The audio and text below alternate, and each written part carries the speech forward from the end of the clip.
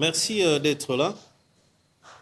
Révision constitutionnelle, un débat qui nous prend maintenant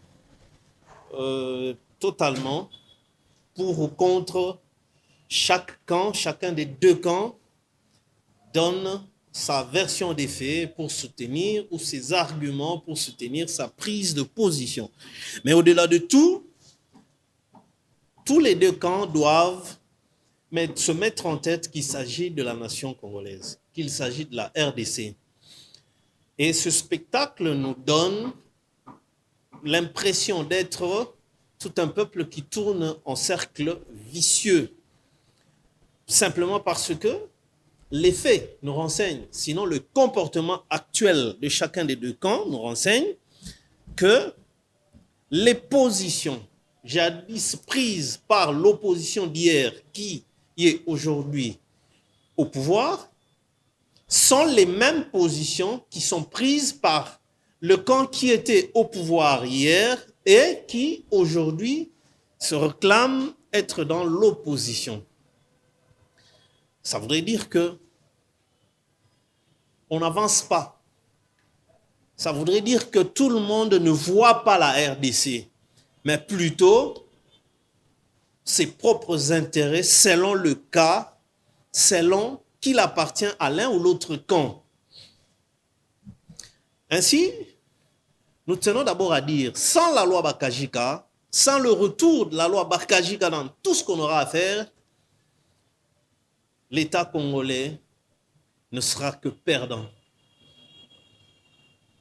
Si aujourd'hui il y a des discussions sur la souveraineté, notre souveraineté, mais nous appliquons cette souveraineté sur quelles terres? Sur les terres dont l'État congolais n'est plus propriétaire. Cette loi qui est apparue en 1972, du nom de l'initiateur de cette loi-là, l'honorable Bakajika, a été finalement élaguée avec l'avènement de l'AFDEL, qui y a opéré un coup d'État.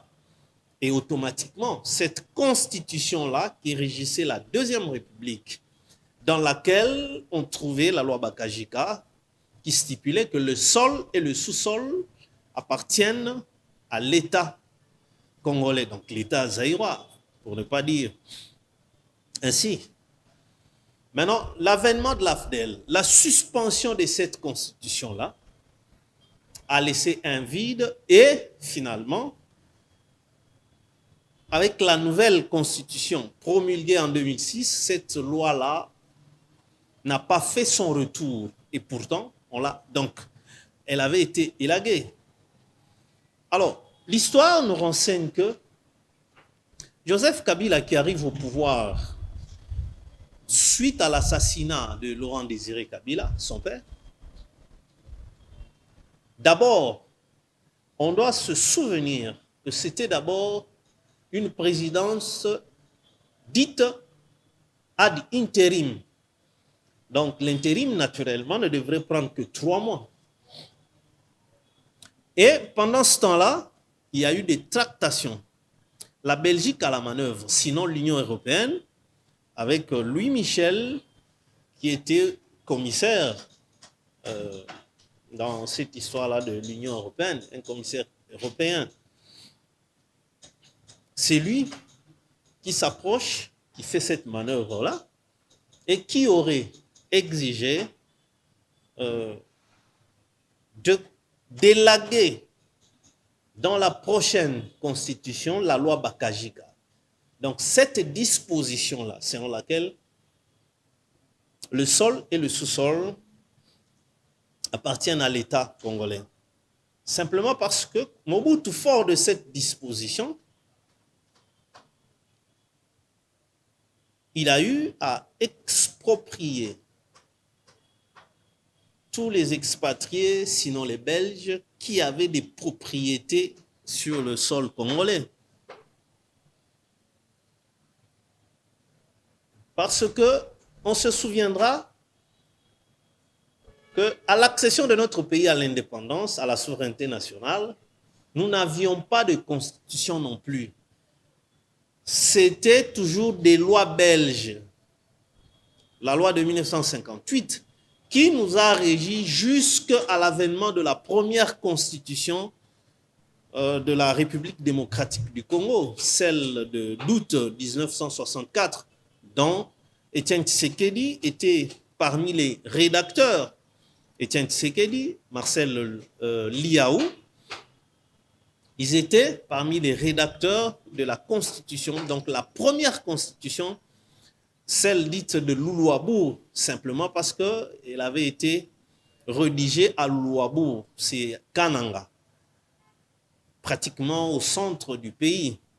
Kananga qui est le chef-lieu de la province du Kasaï occidental dans l'ancienne configuration avant le démembrement actuel qui a donné lieu à ces 26 provinces. Donc, vous comprendrez que nous étions d'abord régis, on a fonctionné sous des lois belges. Et en 1964, on n'avait pas cette disposition et ça arrangeait les Belges ainsi que les expatriés qui détenaient des terres entières à titre de propriétaires.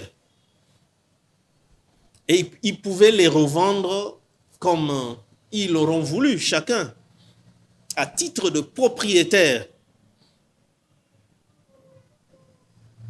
Maintenant, c'est sous Mobutu, en 1971-70, donc les années 70, qu'on a maintenant connu la loi Bakajika. Nous l'avions dit, qui stipulait que le sol et le sous-sol appartiennent à l'État congolais. Ainsi, les expatriés se sont rendus compte que cette disposition-là a permis à ce que les nationaux ou l'État zaïrois, l'État congolais, puissent avoir cette qualité-là de propriétaire et ainsi en jouir de tous les avantages qui en découleraient. Donc, vous comprendrez pourquoi Louis Michel, au nom de l'Union européenne et au nom de tous ces expatriés-là, les Occidentaux, les Belges, ainsi de suite, n'avait que pour intérêt le retrait définitif de cette loi-là dans notre Constitution. Alors, on se demande, on va appliquer la fameuse souveraineté sur quelle terre? Parce que nous ne sommes pas propriétaires de nos terres, de ce sol et ce sous-sol, ça n'appartient pas à l'État congolais, du fait de n'avoir pas une disposition explicite, en l'occurrence la loi Bakajika. Parce que tout ce débat autour de l'article 217, 216, article 15, article Kingandi, nulle part il est établi clairement que le sol et le sous-sol congolais appartiennent à l'État congolais. Donc notre bataille devrait commencer par là. C'est pourquoi je pense que ça a été aussi un peu vite fait et c'est pourquoi on constate que les communicateurs, selon les camps, surtout ceux qui soutiennent l'initiative pourtant salutaire dans une certaine mesure, c'est-à-dire la révision constitutionnelle, d'abord je parle que de cette étape-là, ça n'aurait même pas fait l'objet de tout ce débat. Parce que une révision constitutionnelle n'a pas besoin d'aller battre campagne, n'a pas besoin, n'exige pas d'aller vers le peuple congolais pour lui dire quoi, lui demander quelle autre autorisation, lui demander quoi, quelle adhésion. Considérons que cette constitution qui était soumise au référendum et a bénéficié du oui de ce peuple, donc le peuple vous a autorisé la révision constitutionnelle à travers son oui donné au référendum. Alors, pourquoi tout ce débat au niveau de la révision constitutionnelle? Pourquoi aller encore, comme nous voyons des calicots, révision constitutionnelle, l'article 217, qui pour autant ne figure pas sur les matières verrouillées. Alors moi, je ne sais pas pourquoi on lance un tel débat. Donc, l'initiative était simple. Il fallait tout simplement se mettre au travail. S'il n'y a pas d'autres visées qui donnent lieu à ce qu'on dit au procès d'intention. Parce que ce qui est constitutionnel n'appelle pas à un débat aussi populaire que nous l'avions rendu.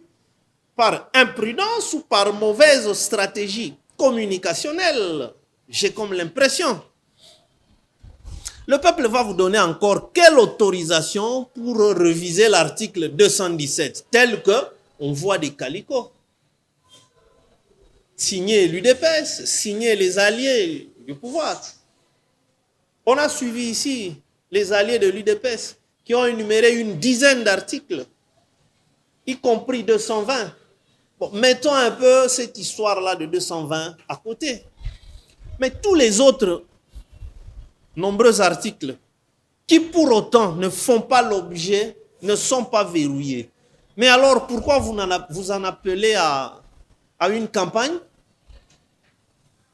Une opération constitutionnelle. Ça voudrait dire que le peuple a déjà accordé sa permission ou son autorisation quant à ce, au travers le référendum de 2005. Mais alors pourquoi vous lancez un débat qui n'en est pas un? Je comprendrais que le débat soit autour de l'article 220. Là, c'est autre chose. Mais tous les autres articles que l'on présente d'ailleurs très mal, 217, qu'est-ce que ça a à voir avec la cession des terres? C'est nulle part. C'est une désolation de voir aussi les cadres du parti au pouvoir aller dans des débats télévisés sur des grandes chaînes et débiter tout cela. Et vous donner l'image d'être des gens qui ne comprennent pas, qui ne maîtrisent pas la question de la Constitution. D'où vaut mieux aller dans un débat plus ou moins politique qu'un débat sur le fond de la Constitution. C'est pourquoi nous on ne cesse de répéter que le président de la République invite les rédacteurs de cette Constitution qui sont vivants parmi nous, ils sont ici à Kinshasa, de les appeler, d'échanger avec eux, qu'ils lui donnent d'abord même l'historique de la Constitution. Parce que eux tous sont unanimes qu'elle a été rédigée à Kisangani et non pas à l'étranger. Donc, vaut mieux d'abord consulter les témoins vivants que de laisser les gens aller dans des débats dont les arguments présentés ne sont pas aussi solides au regard de l'objectivité de cette initiative, qui du reste, la révision ne pouvait que se faire sans pour autant en appeler à tous ces débats. On en appelle pourquoi? Sous Kabila, on a révisé la Constitution. Sous Mobutu, même. Est-ce que ça faisait objet de consulter, de faire des caravanes? Non. Et encore que, si on doit aller plus loin maintenant, en termes de changement de Constitution, mais il y a des étapes qui risquent d'être aussi compliquées. Et ça demande d'être savamment pensé. Et ça sera incontournable de passer par, je peux dire, la consultation de toute la classe sociale et politique. Parce que dès qu'on arrive en 2028, le 20 décembre, cette constitution arrête le pouvoir qu'exerce Félix-Antoine Tshisekedi. Maintenant, si on suspend cette constitution, au-delà de 2028, pour arriver au référendum, quel est le texte qui soutiendrait l'exercice ou le maintien de la personne de Félix-Antoine Tshisekedi aux fonctions de président de la République pendant ce temps-là? C'est-à-dire à partir du 20 décembre 2028 jusqu'à la promulgation de la prochaine ou de la nouvelle constitution. Pendant ce temps-là, il reste à la tête de ce pays sur base de quel texte? Il faut y penser. Ça ne va pas s'imposer de soi. C'est là que ça va appeler maintenant, ça va en appeler à toute la classe politique, toute la classe sociale, à tout le peuple congolais, et non pas dans un référendum, pour que lui puisse continuer à exercer en tant que président de la République jusqu'à la promulgation de la prochaine, de la nouvelle constitution. Là, c'est quand on parle du changement de la constitution. Sinon, il sera là en vertu de quel texte? Parce que si vous dites, non, c'est en vertu de l'article 70 qui stipule que le président élu, le président va rester en fonction jusqu'à l'installation du nouveau président élu. C'est tout à fait faux, ce ne sera pas conforme, ça ne sera pas relatif à cette situation-là. Cet article-là ne s'applique qu'au cas où il y a eu élection et en attendant l'installation du président, du nouveau président élu et non pas à élire. Bien qu'il y a eu des interprétations, c'était avec un œil politique parce qu'on devrait défendre tel ou tel autre camp. C'est pourquoi aujourd'hui, il y a changement de position. Ceux qui défendaient sont maintenant pour, ceux qui étaient contre sont maintenant pour. Donc, vous voyez comment on a changé les choses. On a changé juste de camp, mais on maintient les mêmes argumentaires. Donc, il faut penser à cela. Deuxième chose, ceux qui vont aller rédiger la Constitution. Comment penserez-vous à une disposition parce que Félix-Antoine Tshisekedi et Joseph Kabila vont se retrouver dans la même situation, c'est-à-dire, ils auront tous les deux avoir épuisé 2 mandats constitutionnels. Et ainsi, ils seront frappés sous les dispositions constitutionnelles actuelles qui fait qu'au-delà de 2 mandats, personne ne peut encore se représenter. Devant eux, il n'y a qu'un seul statut, c'est des sénateurs à vie. Alors, je me pose cette question. Quelle sera une disposition, mettons-le comme ça, dans la nouvelle constitution qui permettrait à Félix Tshisekedi de se représenter pour un nouveau mandat et d'empêcher à Joseph Kabila de ne pas se représenter. Parce que dès qu'on casse l'article 220, on rouvre la porte à Joseph Kabila de revenir dans la course et légitimement, officiellement. Maintenant, on va lui empêcher sur base de quelle disposition? Surtout qu'il faudrait savoir que ou accepter que la loi a un caractère impersonnel. Donc, on ne saura pas prendre une disposition qui le cite nommément, que lui ne peut pas revenir, étant donné qu'ils auront un même dénominateur commun, lui et Félix-Antoine Tshisekedi, avoir accompli 2 mandats encore successifs, ce qui ne permet pas une 3e représentation, et ils auront tous le même statut de sénateur à vie. Voilà tout cela, c'est pour qu'on ne puisse pas se retrouver maintenant dans une confusion totale, dans la singularisation de la loi, dire que non, ici, il s'agit spécifiquement de la personne de Joseph Kabila. Elle ne doit pas retourner pour la 3e fois, c'est-à-dire la personne. Comment on va alors énoncer une disposition dans cette nouvelle constitution qui puisse empêcher le sénateur à vie, Joseph Kabila, de revenir pour un 3e mandat? Parce que quand on casse cette constitution, c'est-à-dire l'interdiction ou l'empêchement définitif qui frapperait le sénateur à vie, Joseph Kabila, pour retourner à la magistrature suprême, elle sera aussi suspendue. Sinon, si on veut maintenir cette interdiction-là, mais elle en sera valable pour aussi Félix Antoine Tshisekedi. Et là, ça ouvre tout simplement la voie à ce que Félix se prépare déjà à avoir un dauphin dans ce cas-là. Donc tout cela doit être pensé par ceux qui auront la charge de rédiger la nouvelle constitution. C'est pourquoi nous pensons que tout est déjà mal lancé. Pourquoi ne pas commencer par réviser les articles que vous qualifiez de problématiques, de défavorables à la République démocratique du Congo, selon lesquels vous pensez, dans certaines interprétations, qu'on perd notre souveraineté en partie. Et encore là, je dirais encore que,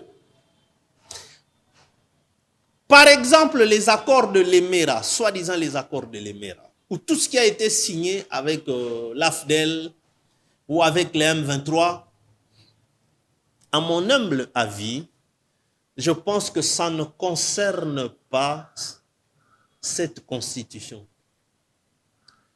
Parce que en parlant des accords ou des traités de paix, des accords internationaux et des traités de paix, ça ne concerne pas, c'est bien plus des accords et des traités qui sont signés, négociés entre des États, donc des États à États, ou des organisations internationales ou sous-régionales dont seuls les États de la région sont signataires. Ça ne concerne pas un quelconque accord signé entre un État, République démocratique du Congo soit-il un État, avec une rébellion. Donc, on doit d'abord évacuer cette histoire-là dans nos têtes. Nous nous créons des difficultés inutiles.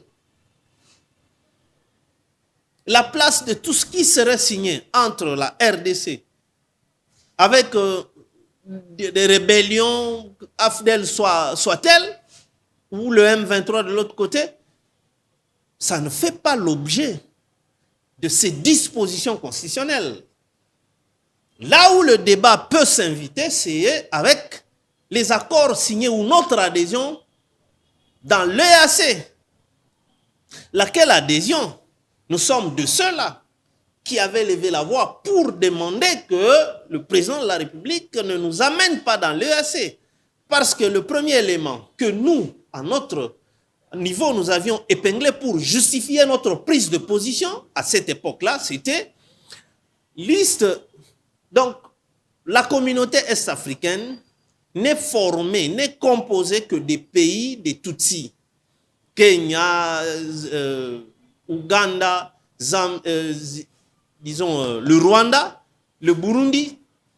Alors, comment ces gens-là pouvaient se liguer contre leurs frères Kagame soit-il pour appuyer la RDC, qui est dirigée par les Bantous? Dans leur philosophie, cela n'est pas possible. Et encore que les agresseurs directs sont deux, l'Ouganda et le Rwanda.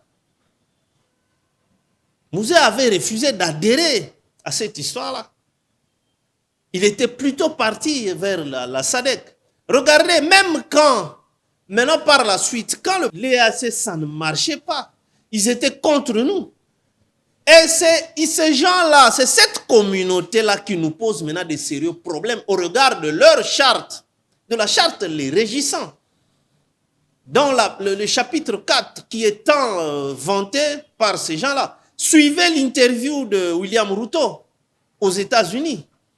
Il était clair, parce que dans l'EAC, une fois vous adhérez, la communauté dispose de vos terres, vous en tant que pays membre. Ils en disposent et ils peuvent même affecter vos terres à autre chose sans votre consentement, sans votre avis au préalable. Le président Félix l'avait dit, c'était au moment où il pensait soutenir, il était en train de faire comprendre aux Congolais le bien fondé de notre adhésion à l'EAC.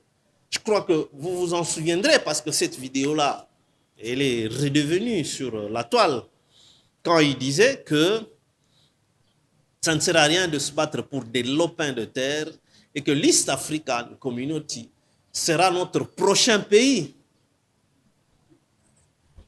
C'est là que moi je considère que les conseillers du président de la République n'ont pas bien fait leur travail. Parce qu'avant d'adhérer dans une communauté comme celle-là, cette communauté a une histoire, a sa nature, a son fonctionnement, a ses textes.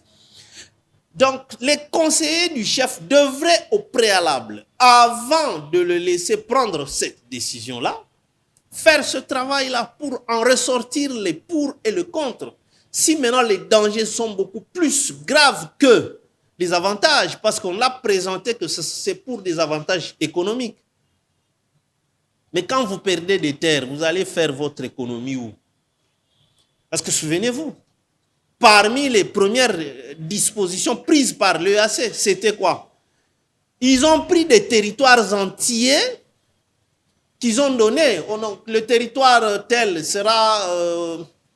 c'est le Rwanda, le Burundi qui va s'en occuper. Tel territoire, des territoires congolais, sera entre les mains de l'armée kenyane. Tel territoire, ils ont dit ça de façon officielle. Et quand la SADC accepte de venir intervenir militairement, souvenez-vous, lors de la célébration du génocide rwandais, dernièrement, le président sud-africain était au Rwanda, à Kigali. Et remarquez que juste après la manifestation, pendant qu'il était encore à Kigali, Cyril Ramaphosa a fait une déclaration qui n'était plus dans la logique de la démarche de la RDC vis-à-vis de la SADC. Nous rappelons que la démarche de la RDC vis-à-vis de la SADC, c'était pour obtenir un appui, sinon une intervention militaire des pays de la région, des pays de la SADC, c'est-à-dire de l'Afrique australe, parallèlement à la communauté ouest-est africaine. Cyril Ramaphosa a déclaré, depuis Kigali, que le problème en RDC, à l'est de la RDC, ne sera pas résolu militairement, mais plutôt politiquement. Vous comprenez ce que c'est? Donc c'était cette communauté-là, l'EAC, qui n'accepte pas que la RDC se retire de là, qui a tout fait. Avec tous ceux qui étaient là, il y avait même les Bill Clinton, il y avait toutes les grandes personnalités du monde, étaient à Kigali. C'est ainsi qu'on a convaincu le président sud-africain d'abandonner la décision portant l'intervention militaire sur le territoire congolais et au bénéfice de la RDC, au détriment de l'occupation rwandaise. Rwando-ougandaise, pour bien dire. Parce que vous savez que les ADF sont en train d'exploiter des mines entières au moment où nous parlons. Est-ce que Museveni n'est pas dans ce coup-là? Depuis qu'ils étaient venus pour défaire 2800 éléments, estimés à 2800 les éléments de l'EDF, 3 ans,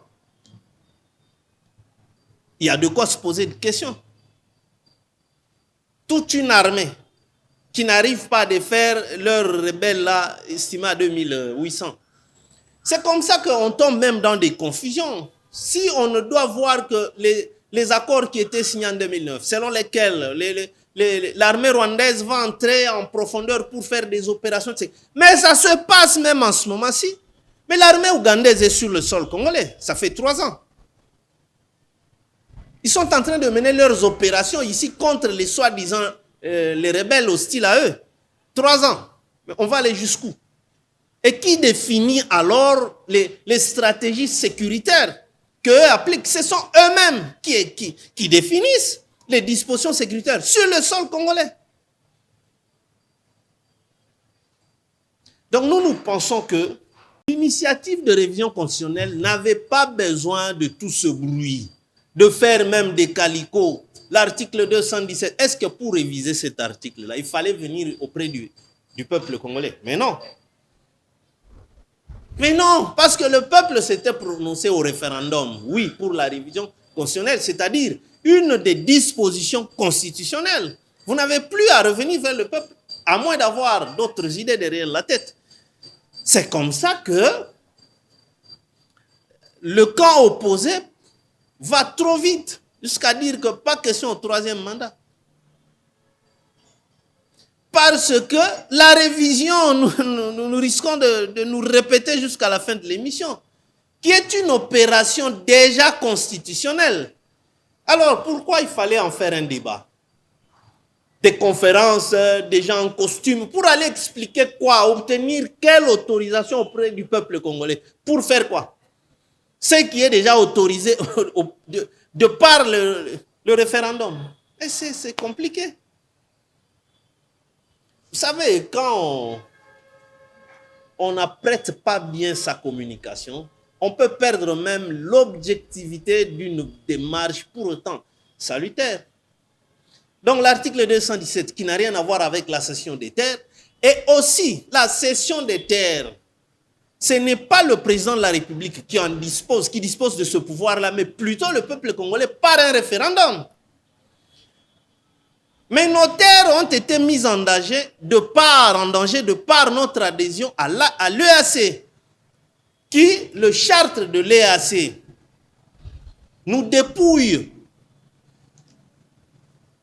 Et nous pensons que tout ceci, c'est du fait de l'absence de la loi Bakajika dans cette constitution, qui a été combattue par les Occidentaux à travers Louis Michel, qui avait obtenu cela, ces garanties-là, en échange de cet appui-là pour quitter le pouvoir intérim ou la présidence intérim de Joseph Kabila à ce statut-là d'un président de fait. C'était ça, l'une des conditionnalités. Parce qu'il est vrai qu'au moment où on assassine Laurent Désiré, le Rwanda n'avait pas même mise sur Kinshasa. C'était plutôt le Zimbabwe, la Namibie et l'Angola. Et souvenez-vous, quand Joseph Kabila arrive, il est protégé par l'armée zimbabwéenne et namibienne. Mais c'est la Belgique qui avait pris le devant pour jouer comme elle connaissait combien cette loi-là les empêche. Et si à l'Est, il y a des sérieux problèmes, c'est parce que, au regard de cette constitution, tous ces gens qui avaient perdu des terres ou des concessions qui leur appartenaient, ils sont revenus à la charge, que ça n'appartient plus à l'État congolais, du fait que dans la loi, la constitution de 2006, l'État n'était plus propriétaire du sol et de son sous-sol. Ils sont revenus et il y en a qui ont revendu leurs terres à des multinationales. C'est pourquoi on a des guerres et que la RDC ne sait pas se défendre parce qu'elle n'a pas d'instrument juridique qui soit clairement, qui lui confère la propriété de ses terres et de son sous-sol. Donc nous pensons qu'il fallait tout simplement commencer à prendre des dispositions, initier des nouvelles réformes, procéder à la révision, telle que vous attaquez à l'article 217. Mais vous en faites une révision sans pour autant venir à gauche, à droite, solliciter, je ne sais quoi, au peuple, faire des calicots pour en faire quoi? Il n'y a pas de référendum exigé pour la révision constitutionnelle.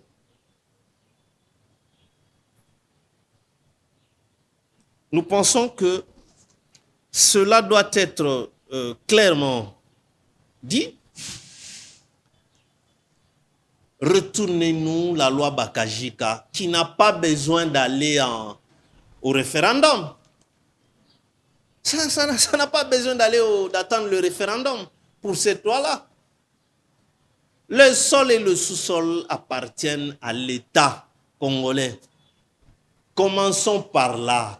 Ça ne nous demande pas un référendum. On commence d'abord par là. L'État congolais redevient légalement et clairement propriétaire. Et puis, on commence à aller vers d'autres choses, toutes ces dispositions. Oh non, l'article est tel, au 218, oh l'article 15. Mais on ne sait pas pourquoi on crée des débats qui consomment l'énergie congolaise. Et pendant ce temps, le M23, c'est-à-dire le Rwanda, exploite en exploitant les mines de Rubaya. Ils ont au moins 30 $ sur chaque puits de taxes. Et ça leur fait chaque semaine au moins 450 000 $, comme ça, sans travail, qu'ils prennent sur chaque petit puits. Donc, dans ce chantier de Rubaya, ils ont au moins 1 800 000 $ chaque mois, sans compter diverses taxes à travers ces populations-là. 1 800 000 $ qu'ils ont et ils savent s'organiser, organiser leur petite administration. Il ne suffit pas que Kinshasa s'agite au regard de l'installation d'une nouvelle administration parallèle dans les territoires occupés par le M23. S'agiter, c'est bien. Mais il faut une détermination pour aller les chasser. Comment vous traitez les volontaires, les Wazalendo? Vous les traitez comment? Ils touchent combien? Nous l'avions dit dans le décryptage d'hier. 300 000 $. C'est l'enveloppe que Kinshasa a envoyée au gouverneur militaire du Nord Kivu pour s'occuper des Wazalendo. Un effectif de 60 000 personnes, 60 000 combattants. Ça vous fait 5 $ par mois, donc 14 000 francs. Et dans cet ordre d'idée-là, vous pensez que vraiment, c'est comme ça qu'on doit gagner la guerre? Des gens qui ont cette volonté-là, mais voyez comment vous les maltraitez. Et puis ce petit argent-là, ce petit rien-là, ça fait 4 mois. Nous l'avions dénoncé dans le cryptage d'hier, dans le décryptage d'hier. 4 mois. Même Mbongwana Mkene Yaka Soute.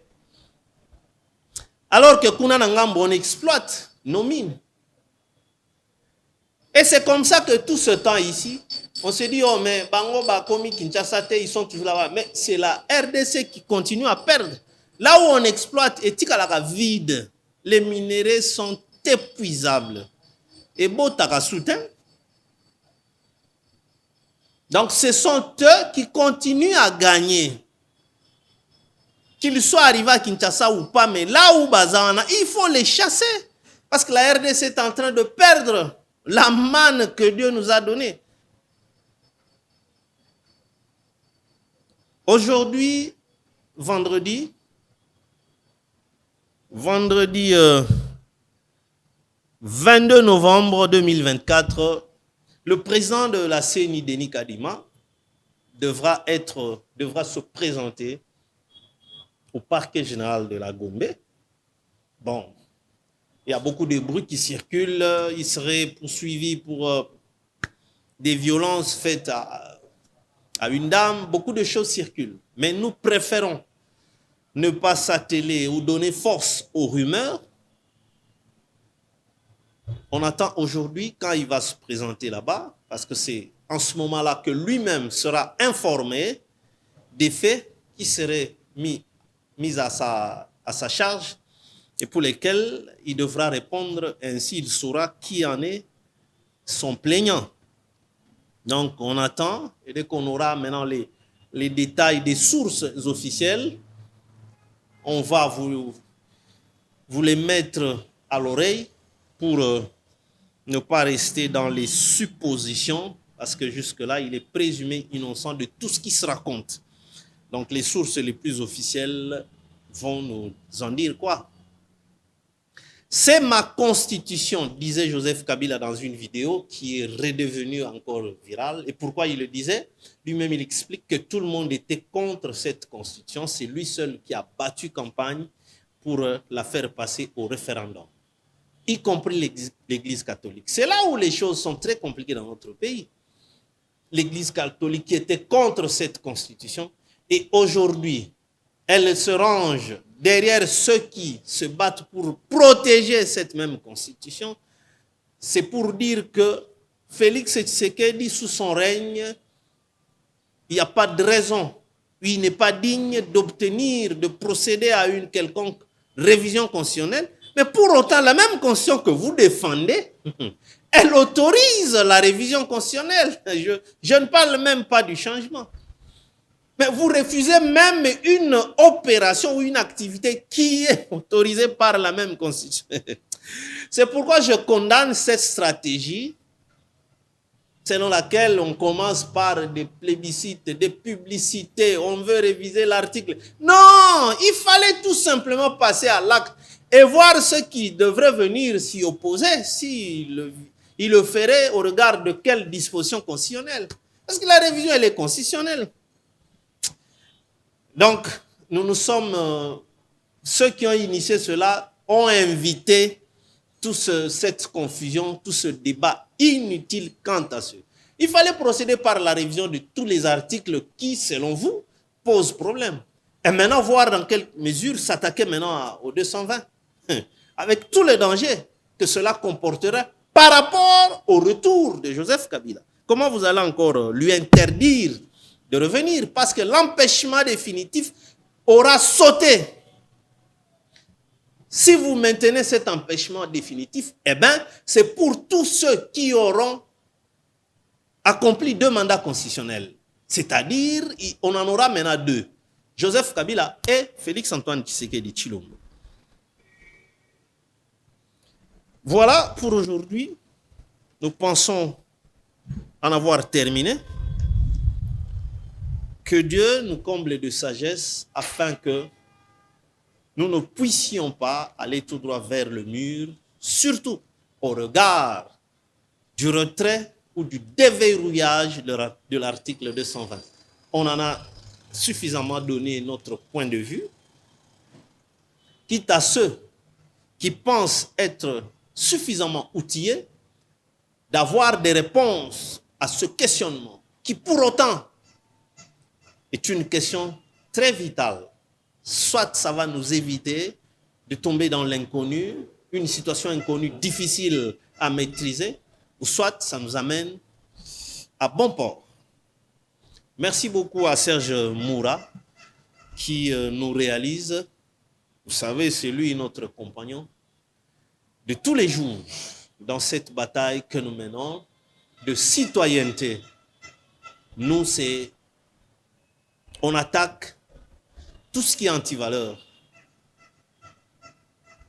Ici, il n'y a pas de Djalelo. Merci et au prochain numéro.